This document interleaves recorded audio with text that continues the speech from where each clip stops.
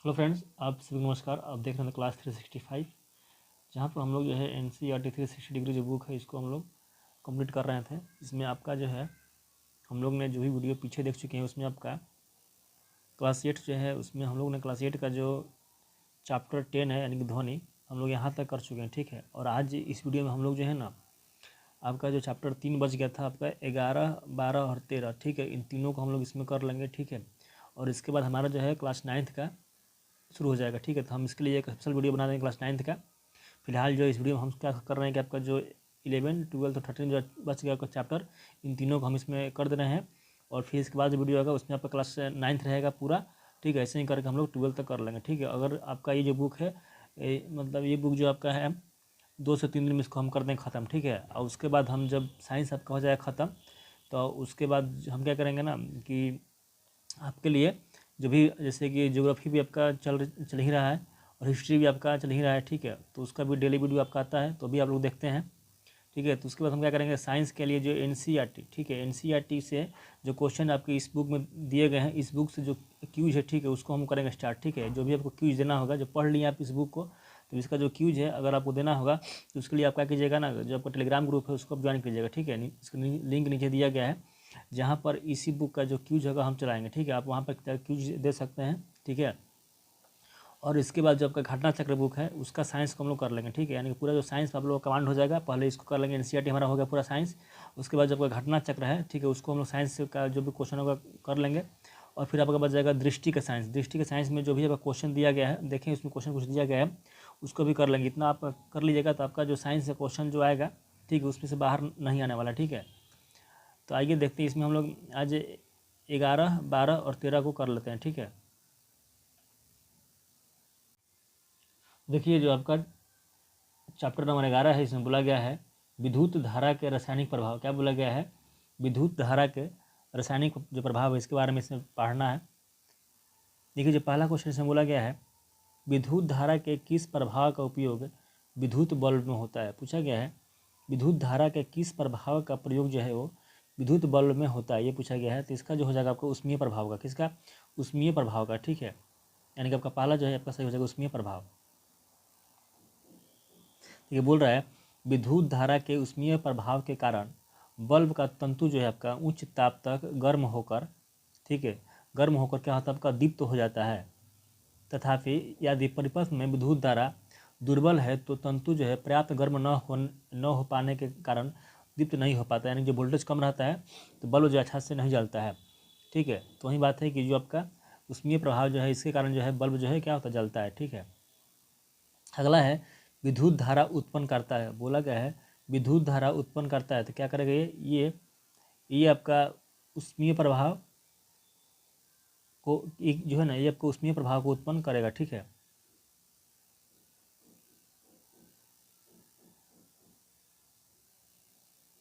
ठीक है, इसमें आपका जो है विद्युत धारा जो है आपका उष्मीय प्रभाव को उत्पन्न करेगा और साथ में आपका चुंबकीय प्रभाव का भी उत्पन्न करेगा, ठीक है। ये जो क्वेश्चन है इसमें आपका एक ए और सी दोनों होगा। जो करंट होता है वो तो आपका हीटिंग इफेक्ट तो काम करता ही है, साथ में जो चुंबकीय प्रभाव है इसको भी ये करता है, ठीक है। यानी कि आपका एक ए और सी दोनों होगा, ठीक है। अगला है टेस्टर नामक जो युक्तियाँ हैं वो किस पर आधारित हो सकती है। विद्युत धारा के जो टेस्टर है वो आपका किस पर आपका क्या डिपेंड है, पूछा गया है। देखिए विद्युत धारा जो है ना आपका उष्मीय प्रभाव पर भी और साथ में जो आपका है चुंबकीय प्रभाव है इस पर भी डिपेंड है। जो आपका टेस्टर है ये आपका उष्मीय प्रभाव और साथ में आपका जो चुंबकीय प्रभाव है दोनों पर डिपेंड है, यानी कि आपका दोनों के दोनों सही होगा। अगला क्वेश्चन आपका निम्नलिखित द्रव्य पदार्थ में कौन से विद्युत के चालक हैं। बोला गया है निम्नलिखित द्रव्य पदार्थ में कौन से विद्युत के चालक हैं, ठीक है। देखिए तो आपका जो है कौन सा आपका जो है करंट का चालक है पूछा गया है। इसमें हम लोग जानते हैं कि आपका सिरका होगा, ठीक है। और आपका सॉल्ट जो होता है यानी कि जो कहते हैं ना लवण के विलयन, सॉल्ट हो जाएगा। ये भी 1 और 3 है। आपका अशुद्ध जल नहीं होगा और शर्करा के विलयन नहीं होगा, यानी कि आपका जो है इसमें केवल 1 और 3 सही है, 1 और 3 सही है, ठीक है। फिर आपका क्वेश्चन है निम्नांकित में कौन विद्युत का कुचालक है। बोला गया है इनमें से कौन जो है विद्युत का कुचालक है, जिससे जो विद्युत है पार नहीं हो सकती है। तो रबड़ जो है रबड़ क्या है, विद्युत का कुचालक है, ठीक है। फिर नेक्स्ट है निम्नांकित में से कौन सा पदार्थ विद्युत का हीन चालक है? बोला गया है निम्नलिखित इनमें कौन सा पदार्थ विद्युत का हीन चालक है? तो कौन है आपका? आसुत जल जो है, आसुत जल जो है क्या है आपका? हीन चालक, यानी कि इससे जो करंट है वो पार नहीं होती है। ठीक है, अगला है एलईडी को बैटरी के ऋणात्मक से धनात्मक में जोड़ने पर क्या उत्पादन होगा? क्या होगा? तो ये आपका एक लघु परिपथ। क्या होगा? एक लघु परिपथ। ठीक है, फिर क्वेश्चन है जब विद्युत धारा एक चालकीय विलयन के माध्यम से प्रवाहित होती है तो विलयन के रंग में बदलाव होता है, यह क्या दर्शाता है? जब करंट जो है किसी भी विलयन से पार होती है, जो विलयन कैसा आपका चालकीय विलयन हो, तो उसमें कुछ रंग में होता है चेंज। तो पूछा है जो रंग जो चेंज है होता है ये क्या दर्शाता है? तो दर्शाता है आपका धारा का जब रासायनिक प्रभाव है वो दिखाता है। क्या दिखाता है? धारा है का जो रासायनिक प्रभाव है वो दिखाता है। ठीक है, अगला है जब इलेक्ट्रोड को अम्लीय पानी में डुबाया जाता है तो विद्युत धारा को प्रवाहित किया जाता है तो धनात्मक टर्मिनल पर बने बुलबुले निम्न होते हैं। तो ये क्या होगा? ये जब का धनात्मक टर्मिनल है यहाँ पर जो आपका बनेगा बुलबुला कैसा होगा? वो आपका ऑक्सीजन गैस होगा। क्या होगा? ऑक्सीजन गैस के कारण क्या होगा? वहाँ पर बनेगा आपका बुलबुला। कहाँ पर? पॉजिटिव टर्मिनल पर। ठीक है, क्वेश्चन है जब इलेक्ट्रोड को अम्लीय पानी में डुबाया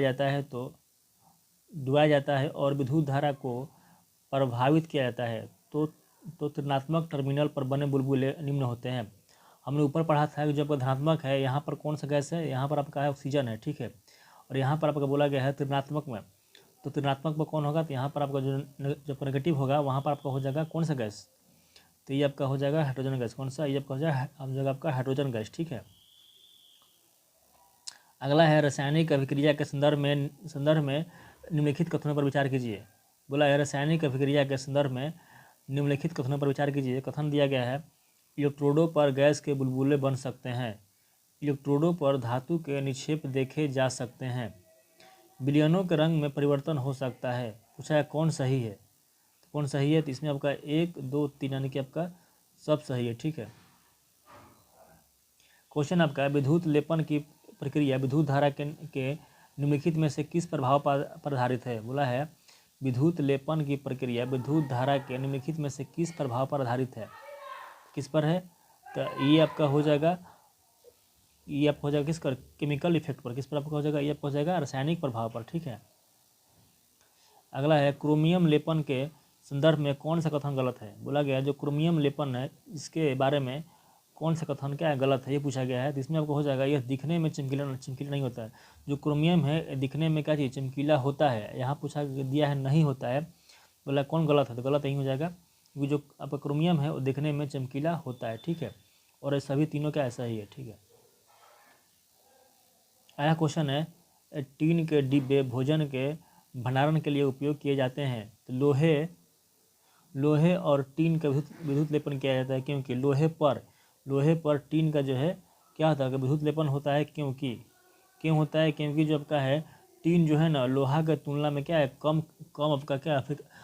कम आपका रिएक्टिव है। जो टीन है लोहे के तुलना में कम आपका क्या है? आपका अभिक्रियाशील यानी कम क्या है? रिएक्टिव है। ठीक, इसीलिए जो है लोहे पर जो होता है ना जो लोहा होता है उस पर टीन का क्या होता है? आपका विद्युत का लेपन होता है। ठीक है, जिससे क्या जो भोजन है वो क्या रहे आपका जल्दी खराब नहीं हो। फिर आपका अगला चैप्टर है इसका नाम है आपका कुछ प्राकृतिक परिघटनाएं। का नाम है आपका कुछ प्राकृतिक परिघटनाएं। ठीक है, आइए इसको देखते हैं। इसमें बोला गया है 1752 में किस अमेरिकी वैज्ञानिक ने दर्शाया कि तड़ित और आपके कपड़ों से निकलने वाले चिंगारी अनिवार्य रूप से समान परिघटना है? तो कौन था? तो ये आपके थे बेंजामिन फ्रैंकलिन। कौन था आपका? ये आपके थे बेंजामिन फ्रैंकलिन साहब ने बोला था कि जो आपका त्वरित चालक होता है और जो हमारे जो कपड़े के रगड़ने से निकलती है चिंगारी वो क्या है? आपका समान परिघटना है। कौन बोला था? ये बोला था आपके बेंजामिन फ्रैंकलिन ने। ठीक है, क्वेश्चन है जब एक प्लास्टिक के स्ट्रा को पॉलीथीन से रगड़ा जाता है तो प्लास्टिक की स्ट्रा किस प्रकार का आवेश वहन करेगा? बोला गया है जब एक प्लास्टिक को स्ट्रो को जो है ना जब पॉलीथीन से रगड़ेंगे तो प्लास्टिक पर है कौन सा चार्ज होगा? उस पर नेगेटिव होगा कि आपका पॉजिटिव होगा? पूछा गया है। तो जो उस पर क्या होगा, उस पर आपका जो है आपका नेगेटिव चार्ज होगा। क्या होगा, उस पर आपका नेगेटिव चार्ज होगा, यानी कि आपका बी नंबर है वो सही हो जाएगा। ठीक है, ये बोला गया ना, प्लास्टिक जो स्ट्रो होगा उस पर क्या होगा, उस पर आपका ऋणात्मक आवेश होगा। ठीक है, जब दो निकायों के आवेश समान है वे उन्हें उन्हें एक दूसरे के निकट रखा जाता है, फिर वे क्या करेंगे। देखिए, जब दो निकाय है उसका जो चार्ज है समान है, और अगर उस दोनों को हम लोग निकट रखेंगे तो क्या होगा, क्या करेंगे वो आपका एक दूसरे को क्या करेंगे, आपका प्रति आकर्षित करेंगे। क्या करेंगे, आपका प्रति आकर्षित करेंगे। ठीक है, एक दूसरे को। ठीक है, यानी पहला आपका सही हो जाएगा। अगला क्वेश्चन है, जब कांच की छड़ को रेशम से रगड़ा जाता है तो परिपाटी के अनुसार रेशम कपड़े पर आवेश क्या होगा। देखिए, जब कांच का छड़ होगा उसको जब रेशम के जो कपड़ा है उससे रगड़ेंगे, ठीक है, तो जब रेशम का जो कपड़ा होगा उस पर कौन सा चार्ज होगा ये पूछा है। देखिए, जो रेशम का कपड़ा होगा इस पर आपका चार्ज होगा वो आपका नेगेटिव होगा। क्या होगा, उस पर आपका नेगेटिव होगा, यानी कि आपका जो इस पर हो जाएगा आपका ऋणात्मक हो जाएगा। ठीक है, यानी कि पहला आपका सही हो जाएगा। फिर क्वेश्चन है, यदि कांच की छड़ को रेशमी कपड़ों से रगड़ा जाता है और फुलाए हुए गुब्बारे को ऊनी कपड़ों से रगड़ा जाता है तो दोनों में से कौन ऋणात्मक आवेश ग्रहण करेगा। क्या बोला गया है, एक कांच की छड़ को, ठीक है, रेशम के कपड़ों से रगड़ते हैं और एक फुलाए हुए जो गुब्बारा है, जो बैलून है, उसको हम लोग क्या करेंगे, आपका एक ऊनी कपड़ा से रगड़ेंगे। तो बोला है इन दोनों में से कौन जो है आपका नेगेटिव चार्ज को ग्रहण करेगा। तो कौन करेगा, हम जानते हैं कि जो आपका रेशम का कपड़ा है, ठीक है, और जो प्रकार रबड़ का गुब्बारा है, ठीक है, रेशम का कपड़ा और रबड़ का जो गुब्बारा है, ये दोनों क्या करेगा, आपका नेगेटिव चार्ज जो है ग्रहण करेगा। ठीक है, फिर क्वेश्चन है, निम्नलिखित में से किस उपकरण का उपयोग यह परीक्षण करने के लिए किया जा सकता है कि कोई वस्तु आवेश वहन करता है या नहीं। तो कौन सा होगा, इसमें आपका विद्युतदर्शी हो जाएगा। ठीक है, यानी कि आपका इलेक्ट्रोस्कोप हो जाएगा। ठीक है, तो डी है आपका सही है। क्वेश्चन है, किसी आवेशित वस्तु से आवेश को पृथ्वी में स्थानांतरित करने की प्रक्रिया को क्या कहते हैं। क्या कहते हैं, आपको इसी को लोग बोलते हैं भूसंपर्क, यानी जब का होता है ना अर्थिंग, वही बात है। ठीक है, यानी जो आपका बोलते हैं भूसंपर्क। ठीक है, देखिए फिर आपका अगला क्वेश्चन है, बोला गया है कि निम्नलिखित कथनों पर विचार कीजिए। कथन आपके पास दिया गया है, इसमें बोला गया है कौन जो है सही नहीं है। ठीक है, पहला है, गरज वाले तूफानों के बनते समय वायु की धाराएं नीचे की ओर जाती है जबकि जल की बूंदें ऊपर की ओर जाती है। ठीक है, अगला है, बादलों के ऊपरी किनारे के निकट धनावेश एकत्र हो जाते हैं तथा ऋणावेश जो है बादलों के निचले किनारों पर संचित हो जाते हैं। पूछा है कौन सही नहीं है। देखिए, यहाँ जो बोला गया पहला में कि गरज वाले तूफानों के बनते समय वायु की धाराएं जो है नीचे की ओर जाती है, ये गलत है। बोले क्या होगा, ये ऊपर की ओर जाती है। कहाँ पर, ऊपर की ओर जाती है। ठीक है, ये आपका है। और जल की बूंद है, ये जो है आपका नीचे की ओर जाती है, यानी कि क्या है, पहला क्या आपका गलत हो गया है और ये आपका सही है। पूछा है कौन सही नहीं है, तो पहला क्या आपका सही नहीं है। ये जल की बूंद जो है कहाँ आएगी, नीचे की ओर आएगी। ठीक है, लेकिन यहाँ पर लिखा गया आपका ऊपर की ओर जाती है, जो क्या गलत है। फिर अब अगला क्वेश्चन है, बोला गया है विद्युत विसर्जन की प्रक्रिया के संदर्भ में निम्नलिखित कथनों पर विचार कीजिए। पहला है, दो अथवा अधिक बादलों के बीच हो सकती है। नेक्स्ट है, बादलों तथा पृथ्वी के बीच आपका हो सकती है। पूछा है कौन सही है। बोला गया है विद्युत विसर्जन की जो प्रक्रिया है वो कहाँ पर हो सकती है, तो दो या दो से अधिक बादलों के बीच आपका हो सकती है, ये तो बात सही है। और बादलों और पृथ्वी के बीच भी हो सकती है, यानी कि दोनों के दोनों क्या आपका सही है। अगला है, बादलों और पृथ्वी या भिन्न बादलों के बीच विद्युत विसर्जन की प्रक्रिया का कारण क्या कारण है।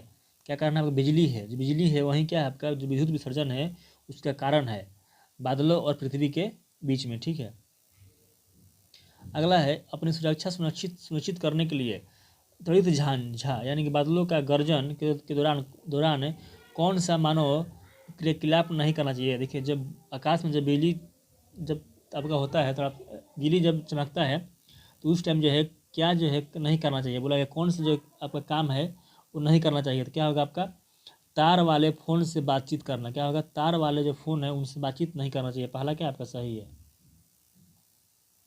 बोला गया है किसी इमारत में त्वरित चालक क्यों लगाया जाता है? देखिए किसी किसी बड़ा बड़ा बिल्डिंग देखिएगा वहाँ पर आपका त्वरित चालक लगाया जाता है, ठीक है। पूछा गया है क्यों लगाते हैं। देखिए इसका कारण है आपका कि बिजली की इमारत से टकराने पर जो उत्पन्न आवेश है यह है भूमि में क्या होगा, समाहित कर देती है। जैसे ही बिजली इस पर गिरती है तो जब आपका जो होता है ना तुरंत चालक क्या करेगा, बिजली को सबको एक जगह पटोर के कहाँ पर, पृथ्वी के अंदर भेज देगा, ठीक है। यानी कि आपका ये सी जो है सही है। फिर क्वेश्चन है आपका कि एक प्राकृतिक घटना जिसकी भविष्यवाणी नहीं की जा सकती है वह है कौन है, तो वह भूकंप है। भूकंप जो है कभी भी आ सकता है, इससे कोई भविष्यवाणी नहीं की जा सकती। नेक्स्ट है कि 26 जनवरी 2001 को भुज में भूकंप के झटके लगे थे। भुज किस राज्य में स्थित है? भुज कहाँ पर है? तो भुज आपका कहाँ पर, ये आपका गुजरात में। कहाँ पर? गुजरात में, ठीक है। यानी कि पहला सही जो गुजरात। अगला है कि के अंदर गहराई में विक्षोभ के कारण कंपन होता है। तो बोला गया है भूपर्पटी के अंदर गहराई में, ठीक है, विक्षोभ जो होता है ना उसके कारण, उसका जो कारण है क्या है, कंपन है, ठीक है। जो कंपन होता है अंदर तो जो भूपर्पटी उस पर टूट फूट होता है, ठीक है। अगला है निम्नलिखित शब्दों पर विचार कीजिए। कुछ शब्द दिए गए हैं, बोला गया है कि भूकंप का कारण हो सकता है, तो क्या है इसका, तो इसका आपका भूस्खलन है, ठीक है। और उसके बाद आपका सुनामी है और बाढ़ है, यानी कि 2, 4, 5 जो ये क्या है आपका भूकंप के कारण है, ठीक है। बोला गया है कि पृथ्वी के आंतरिक से बाहरी परतों तक भिन्न विभिन्न परतों की पहचान कीजिए। देखिए हम लोग जानते हैं कि सबसे पहले आपका आंतरिक कोड होगा, फिर बाहरी कोड होगा, फिर मेंटल, फिर आपका होता है क्या भू प्रॉपर्टी, ठीक है। यानी कि आपका सबसे पहले होता है आंतरिक कोड, ठीक है, सबसे नीचे होगा आंतरिक कोड। इसके बाद आपका आएगा बाहरी कोड, ठीक है। फिर आपका मेंटल आएगा, फिर आपका ये आता है भू प्रॉपर्टी जिससे हम लोग रहते हैं, ठीक है। ये आपका होता है, तो ये आपका जो डी नंबर है आपका सही हो जाएगा, ठीक है। इसी को हम लोग बोलते हैं सियाल, ठीक है। सीखिए हम लोग ऊपर होगा सियाल, ठीक है। फिर आपका सीमा और फिर आपका निफे होता है, ठीक। इसी को हम लोग पढ़ते हैं केमिस्ट्री में, ठीक है। इसको हम लोग बोलते हैं आपका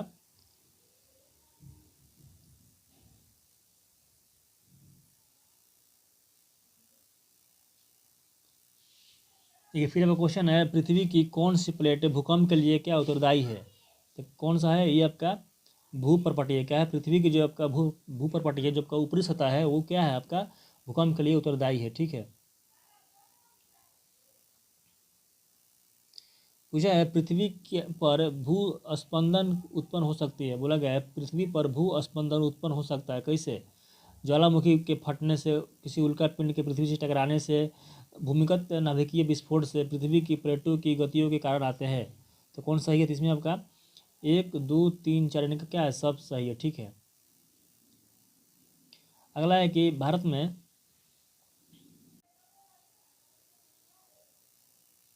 अधिक भूकंप आने की संभावना वाले क्षेत्र निम्नलिखित में से कौन कौन है? कौन कौन है भारत में? तो ये देखिए कश्मीर भी है, पश्चिमी तथा केंद्रीय हिमालय भी है, समस्त उत्तर पूर्वी है, और कच्छ का रण है। कच्छ का रण, ठीक है, कच्छ का रण होगा यहाँ पर, कच्छ का रण है, ठीक, अलग अलग कच्छ का रण होगा, ठीक है। ये कच्छ का रण भी है, राजस्थान तथा गंगा का जो मैदान है वो भी है, और आपका दक्षिण भारत के कुछ भाग भूकंपों क्षेत्र में आते हैं, यानी कि आपका 1, 2 सब हो जाएगा, ठीक, ऑल सही है, ठीक है। फिर आपका क्वेश्चन है केंद्रीय भवन अनुसंधान संस्थान कहाँ पर स्थित है? कहाँ है? दिया आपका रुड़की में। कहाँ पर? रुड़की में, ठीक है। अगला है कि निम्नलिखित कथनों पर विचार कीजिए। पूछा है कौन सा कथन इसमें सही है। पहला कथन है आपका कि जहाँ से भूकंप उत्पन्न होता है उसे फोकस कहते हैं, ठीक है, बात सही है। जहाँ से भूकंप होता है उत्पन्न उसको क्या बोलते हैं? उसको फोकस बोलते हैं, ठीक है, फोकस पॉइंट होता है वो। अगला है जहाँ सबसे पहले भूकंप पहुँचता है उसको क्या कहते हैं? उसको आपको बोलते हैं आपका अधिकेंद्र बोलते हैं, अधिकेंद्र, ठीक है। देखिए जहाँ से भूकंप निकलता है उसको बोलते हैं फोकस बोलते हैं, जहाँ भूकंप सबसे पहले पहुँचता है उसको बोलते हैं आपका अधिकेंद्र बोलते हैं। ये जो होता है ना, जब भूकंप मानते हैं यहाँ से फोकस है ना, तो सीधे इसका सामने ही होगा, यहाँ पर आपका ये आपका क्या है, ये आपका अधिकेंद्र होगा, ठीक है। तो ठीक है। अगला है रिक्टर स्केल स्केल में भूकंप मापित तरंग की क्या जो जब का तीव्रता है उसको मापते हैं, यानी कि आपका सही है, तीनों तीनों क्या सही है। जो भूकंप जो मापते हैं वो कहाँ मापते हैं? जो आपका ये मापते हैं आपका सिस्मोग्राफ से मापते हैं, ठीक है। यानी कि इसमें जो डी है 1, 2, 3 आपका सही हो जाएगा। देखिए भूकंप हम लोग मापते हैं किस आपका इस सिस्मोग्राफ से, लेकिन जो उसका रिएक्टर जो उसका जो पैमाना है उसको क्या बोलते हैं, वो आपका ये जो है आपका रिएक्टर जो है आपका उसका एक पैमाना है, ठीक है, जिस पर आपका पता चलता है कि कितना जो इंटेंसिटी है, कितना उसका तीव्रता का भूकंप आया हुआ है, ठीक है। अगला है अध्याय आपका 13 है, इसमें प्रकाश है, ये आपका लास्ट अध्याय है क्लास 8 का। बोला है परिवर्तन के बाद पृष्ठ से वापस आने वाली किरण को कहा जाता है, बोला गया है परिवर्तन के बाद पृष्ठ से वापस आने वाली जो आपका किरण है उसको क्या कहते हैं, उसको बोलते हैं हम लोग परावर्तित किरण। क्या बोलेंगे उसको, हम बोलेंगे एक परावर्तित किरण, ठीक है, पहला क्या है, राइट है। अगला है किसी पृष्ठ पर पड़ने वाली प्रकाश किरण को क्या कहते हैं, तो क्या कहते हैं हम लोग इसको बोलते हैं आपका आपतित किरण। क्या बोलते हैं इसको हम लोग, आपतित बोलते हैं, आपतित बोलते हैं, ठीक है। जैसे कि मानते हैं यहाँ से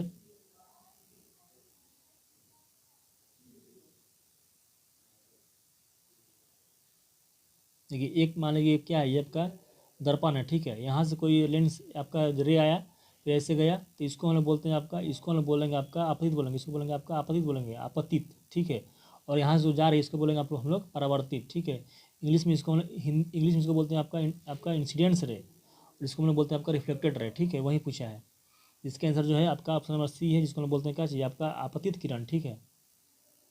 नेक्स्ट है बोला गया है कि आपका देखिए यहाँ पर आपका होगा अभिलंब, अभिलंब और, ठीक है, जो आपका आपतित किरण के बीच का जो कोण है, ठीक है, उसको हम बोलते हैं क्या, उसको हम बोलते हैं आपका आपतन कोण बोलते हैं। क्या चाहिए, आपतन कोण। जैसे कि मानते हैं कि ये आपका मिरर है, ठीक है, ये आपका किरण है, फिर यहाँ से गया, इसके बीच में आपका होता है, इसको हम बोलते हैं आपका अभिलंब, ठीक है। तो ये जो दोनों के बीच में जो होगा ना एंगल, इसी को हम बोलते हैं क्या, इसको हम बोलते हैं आपका आपतन कोण बोलते हैं। क्या चाहिए, इसको हम बोलते हैं आपका आपतन कोण बोलते हैं, आपतन कोण, ठीक है।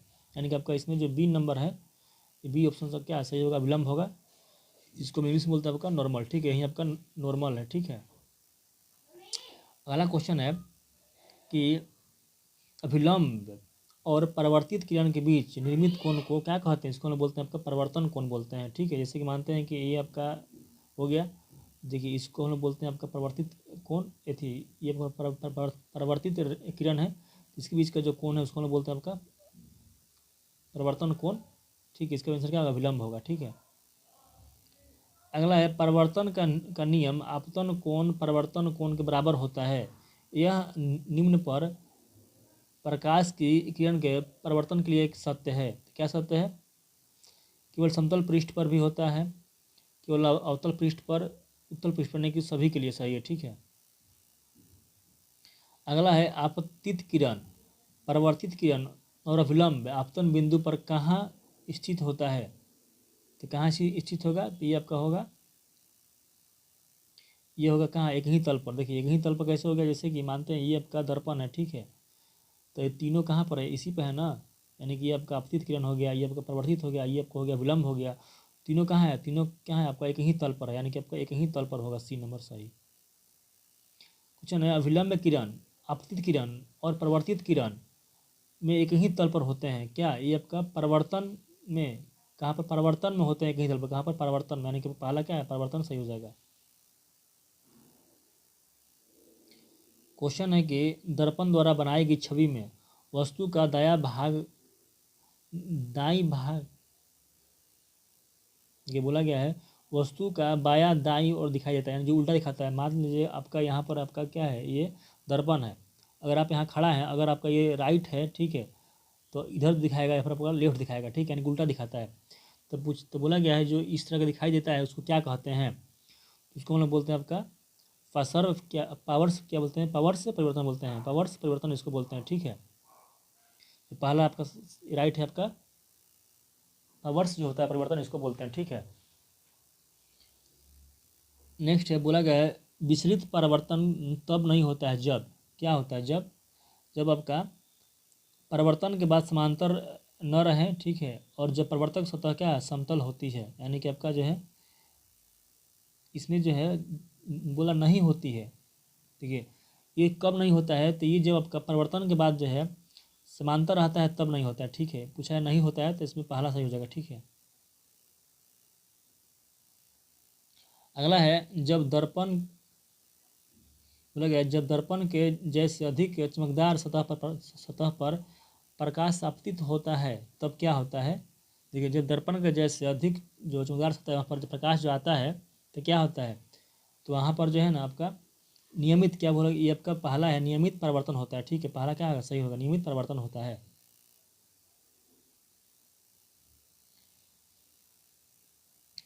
फिर क्वेश्चन है आपका बहुमूर्तिदर्शी, इसको हम लोग इंग्लिश में बोलते हैं आपका क्लाइडोस्कोप, ठीक है। जो क्लाइडोस्कोप है ये किस सिद्धांत पर आपका काम करता हुआ पूछा गया है। देखिए जो आपका क्लाइडोस्कोप है ना, ये काम करता है आपका एक समतल दर्पण द्वारा बहुल परिवर्तन, क्या बोला गया है, एक समतल दर्पण द्वारा बहुल परिवर्तन पर काम करता है। कौन सा, ये आपका जो क्लाइडोस्कोप है ये, ठीक है। बोला गया है सफ़ेद प्रकाश के इसके इसके घटक रंगों में विभाजन को क्या कहते हैं। देखिए जो व्हाइट लाइट है ये अगर 7 रंग में जो बांटता है उसको क्या कहते हैं, उसको हम लोग बोलते हैं आपका वर्ण विक्षेपण, क्या होगा, आपका वर्ण विक्षेपण हो जाएगा, ठीक है। नेक्स्ट है आँख के पारदर्शी अग्रभाग को आप क्या कहते हैं, क्या कहते हैं, जो आँख के, ठीक है, पारदर्शी जो अग्रभाग है उसको क्या कहते हैं, तो इसको हम लोग बोलते हैं आपका स्वच्छ मंडल कोर्निया, क्या बोलते हैं उसको हम लोग बोलते हैं आपका स्वच्छ मंडल कोर्निया, ठीक है, पहला सही है।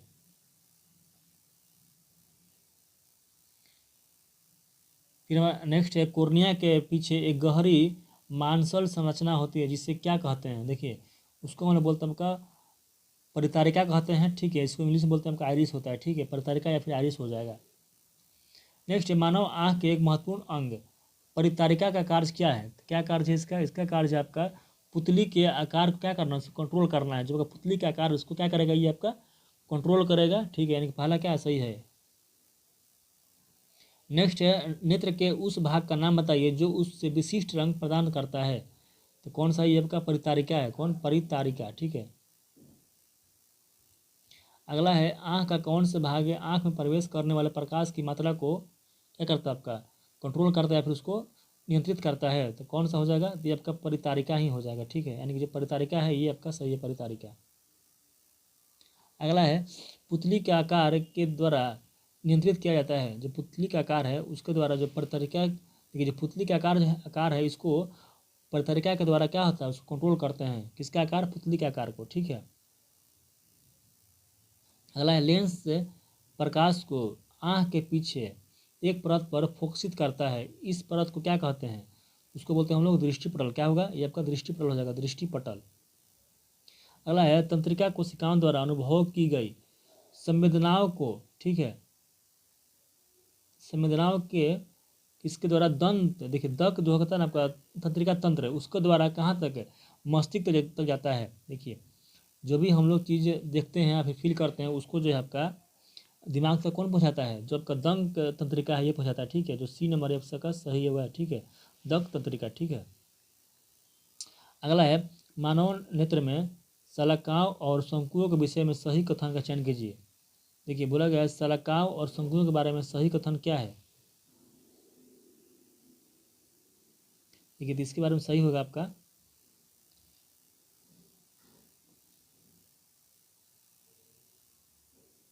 ये जो शंकु होता है ना, ये आपका शंकु जो है ये तीव्र प्रकाश के लिए क्या है, आपका सुग्राही है, ठीक है, यानी कि बी नंबर आपका सही दिया गया इसमें।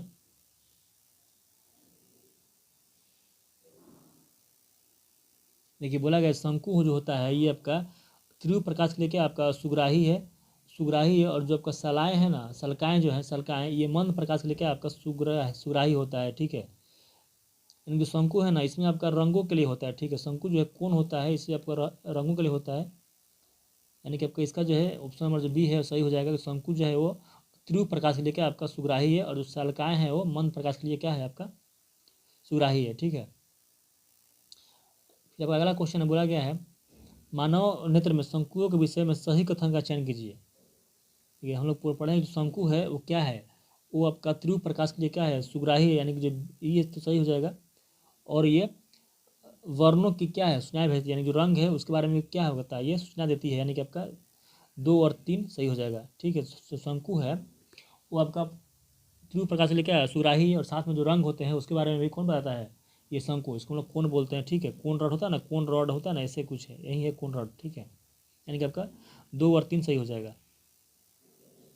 अगला है दृष्टि दृष्टि आपतिक तंत्रिका और रेटिना के संयोजन पर संभव नहीं है जहाँ संवेदी कोशिकाएं नहीं है, इस संयोजन को क्या कहते हैं, इसको हम लोग अंध बिंदु कहते हैं, इसको हम बोलते हैं क्या, ब्लाइंड पॉइंट, जहाँ पर ठीक है कोई भी अब क्या है संवेदी कोशिकाएं नहीं है उसको हम लोग क्या बोलते हैं, उसको हम लोग बोलते हैं आपका ब्लाइंड स्पॉट, यानी कि अंध बिंदु होता है, जहाँ पर जो बनता है आपका इमेज, उसके बारे में हमको जो दिमाग है उसको जो आपका सूचना है नहीं पहुँचता, उसको बोलते हैं क्या आपका अंध बिंदु है। ठीक है, जहाँ पर कोई भी फिगर बनता है उसके बारे में हमें पता नहीं चलता है, यानी कि उसको बोलते हैं ब्लाइंड स्पॉट। ठीक है,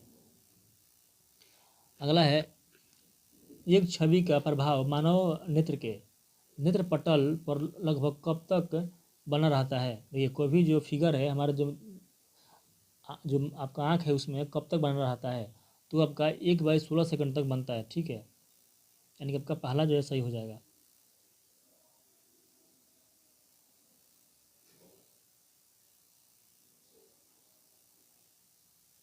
देखिए मान लीजिए हम किसी भी चीज़ को देख रहे हैं, ठीक है, जैसे ही हमने उस वस्तु को देखकर किसी और वस्तु को देखा, तो जो हमारा जो दिमाग में जो उसका फिगर है वो आपका 1/16 सेकंड तक क्या अभी तक बना रहता है। ठीक है, ये यही पूछा गया इसमें।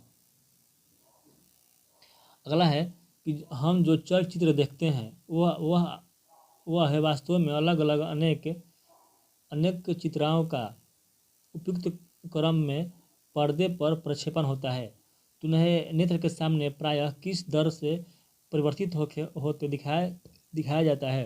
क्या होगा इसका, आपका हो जाएगा 16 प्रतिबिंब प्रति सेकंड, यानी कि 1/16 प्रतिबिंब पर सेकंड, यही दिखाएगा। ठीक है,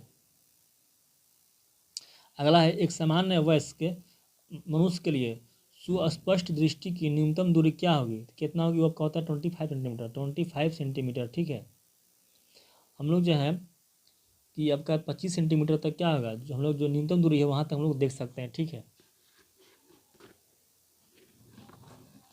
फिर अब अगला क्वेश्चन है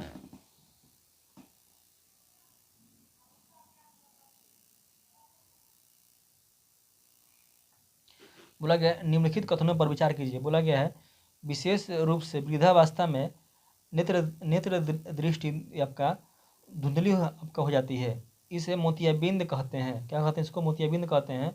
इस दोष की चिकित्सा संभव नहीं है। पहला ये हो गया। दूसरा कथन है आपका कि वह है न्यूनतम दूरी जिस पर नेत्र वस्तुओं को अष्टता देख सकता है वायु के साथ कभी भी परिवर्तित नहीं होती रहती है। पूछा है कौन सा सही नहीं है। देखिए दोनों सही नहीं है। देखिए जो आपका मोतियाबिंद है इसका जो चिकित्सा है वो संभव है, यानी कि पहला क्या है आपका सही नहीं है, यहाँ पर नहीं लिखा गया, यानी कि जो मोतियाबिंद है इसका भी क्या आपका जो बीमारी है इसका आपका इलाज है, यानी कि ये आपका गलत हो गया है, नहीं दिया गया यहाँ पर। अगला है कि जो है ना ये जो मोतियाबिंद है ना ये आपके एज के साथ होता है। ठीक है, यहाँ पर लिखा गया नहीं होती है, यानी कि जो मोतियाबिंद है ये आपका जैसे जैसे आपका जो आपका एज है बढ़ेगा वैसे वैसे क्या होता है आँख है उससे आपका क्या है कम दिखाई देता है, यानी कि ये भी क्या है आपका गलत है। यहाँ पर आपका नहीं दिया गया। पूछा है कौन सही नहीं है, तो 1 और 2 दोनों सही नहीं है। ठीक है, फिर आपका क्वेश्चन है सूर्य या किसी शक्तिशाली लैंप का अत्यधिक तीव्र प्रकाश अथवा लेजर टॉर्च का प्रकाश किसको क्षति पहुंचा सकता है। तो इसमें आपको दिया गया रेटिना दिया गया, आपका आइरिस है और फिर आपका लेंस है और इनमें से कोई नहीं। देखिए तो जो आपका सूर्य का जो प्रकाश है वो हमारे आँख का जो है ना जो आपका होता है ना ये रेटिना, इसको क्या होता है आपका क्षति पहुंचा सकता है, किसको, रेटिना को। ठीक है, फिर आपका है किस विटामिन की कमी से रतौंधी के कारण होता है, तो कौन सा है, ये आपका विटामिन ए है। इसके कारण क्या होता है हमको होता है नाइट ब्लाइंडनेस। ठीक है, वहीं पर बोला गया है जो आपका नाइट ब्लाइंडनेस है किसके कारण होता है, आपको होता है विटामिन ए की कमी से। पहला सही हो जाएगा। नेक्स्ट है कच्ची गाजर फूलगोभी तथा हरी सब्जियों जैसे पालक तथा कॉड लिवर तेल में किस विटामिन की कमी है, तो किसका है, ये आपका एक जो विटामिन है उसकी कमी है, ये गलत दिया गया है। किस विटामिन की कमी नहीं होता है ए में। ठीक है, कमी नहीं होती, इसमें भरपूर होती है। ठीक है, भरपूर मात्रा में होता है। बुक में वहाँ कहीं कहीं गलती दिया गया है। देखिए इसमें आपका भरपूर मात्रा होगा, यानी कि यहाँ पर कमी नहीं होगा। ठीक है, देखिए विटामिन ए जो है इसमें जो विटामिन ए है आपका गाजर में, फूलगोभी में, हरी सब्जी में, जैसे पालक में होता है। ठीक है, जैसे कोड लीवर तेल है। ठीक है, लीवर का तेल है, कोड तेल बोलते हैं इसको, कोड ऑयल। इसमें आपका जो है पहला सही हो जाएगा, ए जो है इसमें कमी नहीं होगा। ठीक है, यानी कि कमी नहीं कीजिएगा। ठीक है, यहाँ लिखा गया ना विटामिन ए की प्रचुर मात्रा पाई जाती है। ठीक है, बोला गया है बेल पत्ती में कितने बिंदुकित पैटर्न है। देखिए जो ब्रेल की होती है ना, ब्रेल जो होता है ना, जिससे गला जो जिनका आँख खराब होता है, जो अंधे होते हैं वो पढ़ते हैं ब्रेल से, ठीक है। तो ब्रेल जो पत्ती है इसमें कितने बिंदुकित पैटर्न है पूछा गया है, कितना है इसमें, इसमें आपका 63 है, कितना 63 पैटर्न है, ठीक है। अगला है आपका चाक्षुष विकृति युक्त व्यक्तियों के लिए सर्वाधिक लोकप्रिय साधन है, कौन सा, ब्रेल है। जो लोग आँख से नहीं देख सकते हैं उनको पढ़ने के लिए पूछा गया है कि सबसे जो है आपका लोकप्रिय जो साधन है क्या है, तो कौन सा है, ब्रेल है, कौन सा, ब्रेल। देखिए बोला गया है कि ये जो ब्रेल जो आपका पत्ती है, इसको आपका 1932 में क्या होता है, इसको अपनाया गया था, ठीक है। देखिए यहाँ से हमारा जो क्लास 9 है शुरू हो गया है, ठीक है। तो हम लोग इसके लिए एक अलग से वीडियो आएगा। यहाँ हम लोग क्लास 8 जो है वो आपका ख़त्म हो गया है, तो हम लोग ने क्लास 6, 7 और 8 ये अपना हम लोग ख़त्म कर चुके हैं। आप जाके इसके वीडियो को देखिएगा, और इसका जो क्यूज है वो टेलीग्राम ग्रुप में आपका चलेगा, आप लोग वहाँ ज्वाइन कीजिएगा, इसका लिंक नीचे दिया गया है। और हम लोग का जो नेक्स्ट वीडियो आएगा उसमें क्लास 9 शुरू होगा, 9 और 10 ये बहुत ज़्यादा आपके लिए क्या आपका इंपॉर्टेंट है, ठीक है। इसको आप ध्यान से पढ़िएगा। तब तक के लिए थैंक यू।